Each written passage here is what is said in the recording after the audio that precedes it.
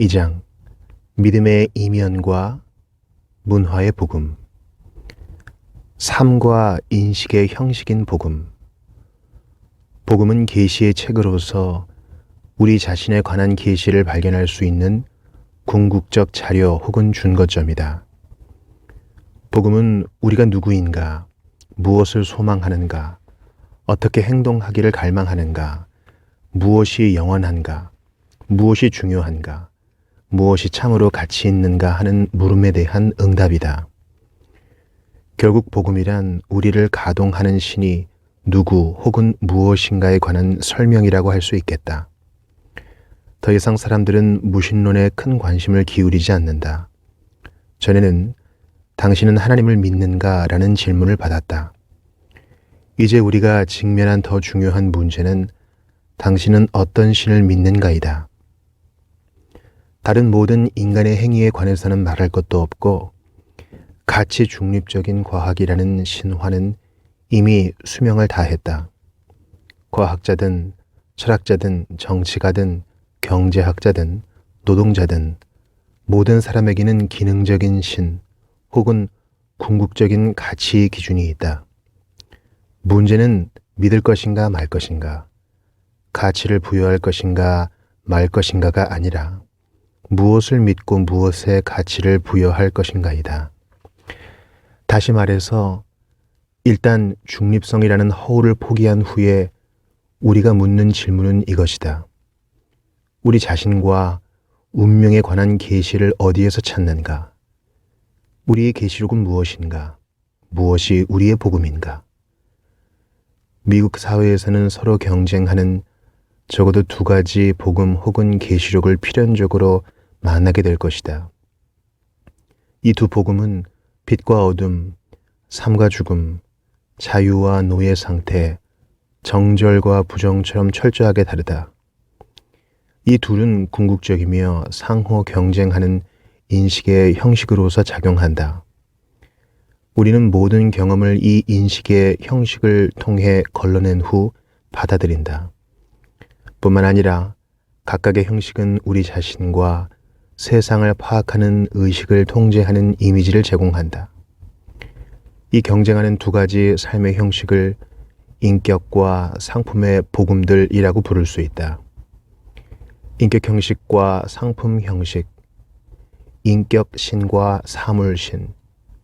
각각은 이를테면 그 나름의 교회, 그 나름의 제의와 의례, 그 나름의 특별한 언어, 그 나름의 이단에 대한 관념을 가지고 있다.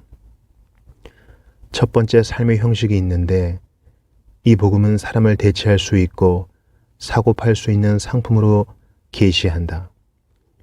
첫 번째 복음의 정면으로 맞서는 또 다른 복음은 사람을 대체할 수 없고 독특하게 자유로운 존재로 계시한다.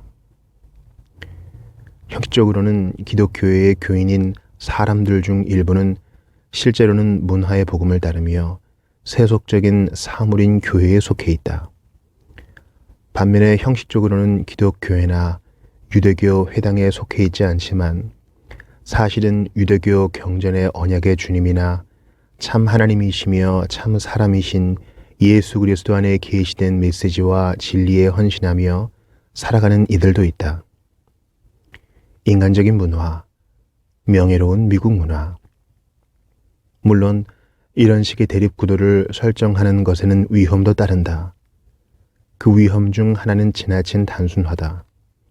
문화는 인간의 창조물이므로 병리 현상을 보일 가능성도 있지만 건강함과 미덕을 보일 가능성도 있다. 그리고 문화는 인간처럼 구속이 가능하다. 적어도 그럴 가능성을 열어둘 수 있다. 그러나 나는 우리의 제도에 깊숙이 침투해 있으며 이 시대에 널리 인정받는 지혜를 뒷받침하고 무엇이 정말로 중요한지, 무엇이 진짜 힘을 가지고 있는지에 관한 우리의 판단을 결정짓는 내재적으로 효력을 지니며 정당화된 가치의 구현체로서의 문화에 초점을 맞추고자 한다.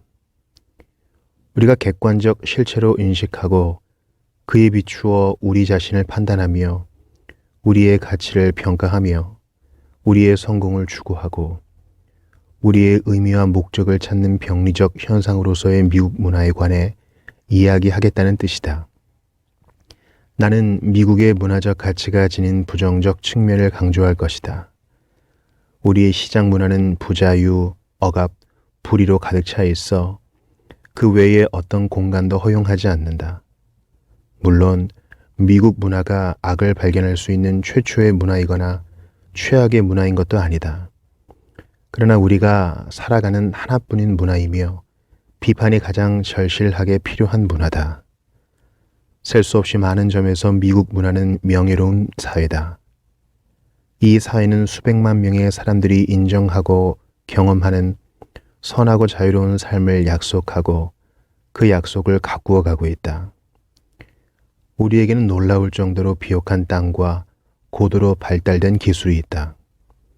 우리는 종종 극심한 내부의 반대를 극복하고 인종주의, 빈곤, 다른 나라들의 어려움, 정부 최고 위직의 제도화된 불성실과 관련된 문제를 공정하게 다루었다.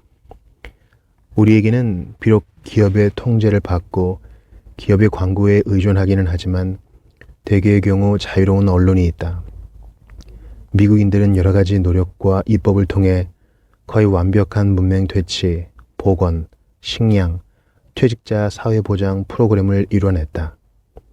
생산성 높은 노동자들은 자긍심을 가지고 일하며 어느 정도 정치적인 힘도 행사하며 상당히 안정된 생활을 하고 있다. 그러나 그 자체로서 선물인 이런 명예로운 업적이 사라질 위험에 처했다. 미국 사회는 그리고 이 문화와 스스로를 동일시하는 한 기독교를 비롯한 종교적 신앙 역시 큰 위험에 직면해 있다. 인간의 존엄성, 인간의 이익에 부합하는 참된 인격적 생산성, 가족 공동체와 시민사회를 비롯한 제도, 정의에 대한 의식과 자유에 대한 존중, 생명과 사랑의 가치, 이 모든 것이 심각하게 공격을 받고 있다. 고통스럽지만 우리가 먼저 스스로 개혁해야 할 필요, 회개해야 할 필요, 바꾸어야 할 필요를 기꺼이 인정하는 것이 중요한 까닭은 바로 이 때문이다.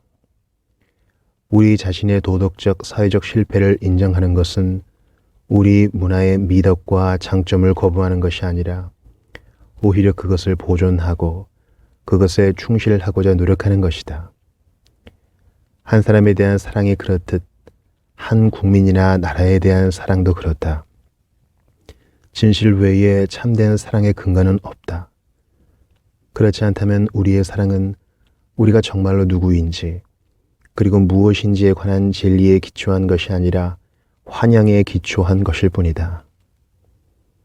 비인간적인 문화, 명예롭지 못한 미국 문화, 다른 시대나 다른 나라의 실패를 지적함으로써 미국의 가치 체계에 대한 가혹한 자기 반성을 어느 정도 누그러뜨릴 수 있을 것이라고 기대해서는 안 된다.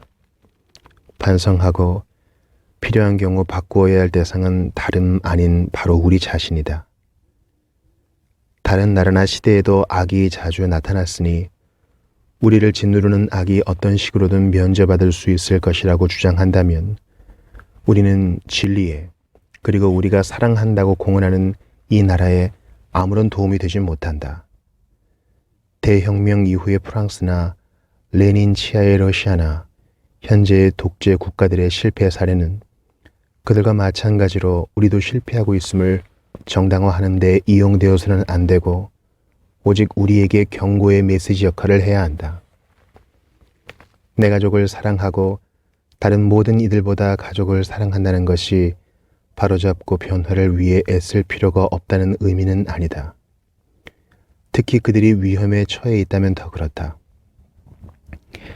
죽음을 통해 우리에게 이른바 명예로운 문화를 가져다 준 100만 명의 동남아시아인들을 무시하는 것은 우리 자신과 우리의 인격에 큰 상처가 될 것이다. 그때 죽은 이들은 그런 식의 평화를 누리지 못했다. 그리고 1900년 이후 언제나 결정적이라면서 곧 사라져버리고 많은 평화를 이루겠다는 명분으로 살해된 1억 명의 사람들 역시 그런 평화를 누리지 못했다. 우리의 행동과 그 결과의 참상을 숨기려 할 때 도덕적으로 치명상을 입게 된다. 우리의 간섭 때문에 엘살바도르와 니케라과에서 수천 명이 죽은 것을 은폐하거나 이전에 이란과 남미 국가들에 개입한 것이 선거로 당선된 그 나라의 지도자들이 우리에 대해 가지고 있던 적대감과 무관하다는 식으로 변명하거나 부통령이 2002년 여름에 다음과 같이 주장하면서 이 나라를 전쟁으로 몰아넣었음을 부인하도록 내버려 두는 것은 우리나라에 아무런 도움이 되지 않는다. 간단히 말해서 사담 후세인이 대량 살상 무기를 가지고 있다는 데는 의심의 여지가 없다. 그가 우리의 친구들, 우리의 동맹국들, 그리고 바로 우리를 공격하기 위해 이런 무기를 쌓아두고 있다는 점 역시 의심의 여지가 없다. 진실을 감추려 할 때 그 결과는 양심을 죽게 할 뿐이다. 현실을 무시하는 것은 애국심이 아니라 어리석음일 뿐이다. 이미 우리는 우리 사회의 노년층이 클레어 타운샌드가 마지막 인종차별이라 부르는 것에 희생당하는 나라에서 살고 있다. 이미 우리는 뉴욕의 일부 보험회사들이 뿐만이 아니라 임신 중절에 대해 보험금을 지급하는 것을 알고 있다. 글을 읽지 못하지만 아이를 낳고 싶어 출산 전 상담을 받으려고 온 베드퍼드 스타이븐스트 출신의 여인들은 공공연히 낙태를 안내받고 있다. 이미 우리는 세계의 식량 문제는 불을 더 공평하게 분배함으로써가 아니라 피임약으로 해결될 수 있다고 생각하는 이들이 국민을 대표하는 나라에서 살고 있다. 우리는 주의회가 안락사를 합법화하고 연방 대부분이 태아의 생명에 관한 문제를 재산과 사적 자유의 문제로 환원함으로써 낙태를 제도화하는 나라에서 살고 있다. 비용 편익 분석이라는 관점에서 사형과 핵 확산, 임신 중절, 뇌 손상 환자에 대한 안락사를 시행하고 있다. 이미 우리는 세계 인구의 4분의 1에 해당하는 사람들이 먹는 것보다 강아지를 더 잘 먹이는 나라에서 살고 있다. 과체 중인 강아지를 위해 새로운 다이어트 사료에 대한 최근 광고는 이 고통스러운 현실을 더욱더 분명히 드러낸다. 일부 국가들은 살을 찌우는 데 쓰는 것보다 더 많은 돈을 다이어트에 쓴다. 우리는 지난 몇십 년간 육류 소비량을 2배 이상 늘렸고 그에 따라 비만과 관련된 치명적인 질병도 늘어났다. 한편으로 구명보트 윤리에 관해 열띤 논의를 벌이면서 태워줄 자리가 부족하다는 이유로 세계의 가난한 이들을 포기해버린다. 그 와중에 우리는 오염물질을 배출하는 풍요로움 속에서 숨막힌 채 살아간다.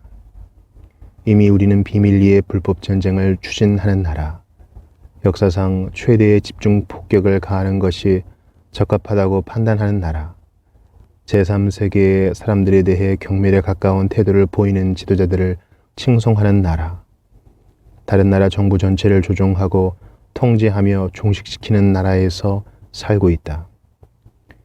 정치적 수사로는 온정적 보수주의로 대표되는 더 친절하고 더 관대한 나라라는 환상을 부추기지만 현실에서는 사회적 정치적 비열함을 그대로 드러내는 경우가 더 많다. 아부그라이브 교도소의 끔찍하고 비인간적인 사진이나 고문을 목적으로 동유럽과 중동에 만들어둔 비밀 감옥에 관한 보도는 드문 예외이며 비미국적인 사례라고 둘러댄다.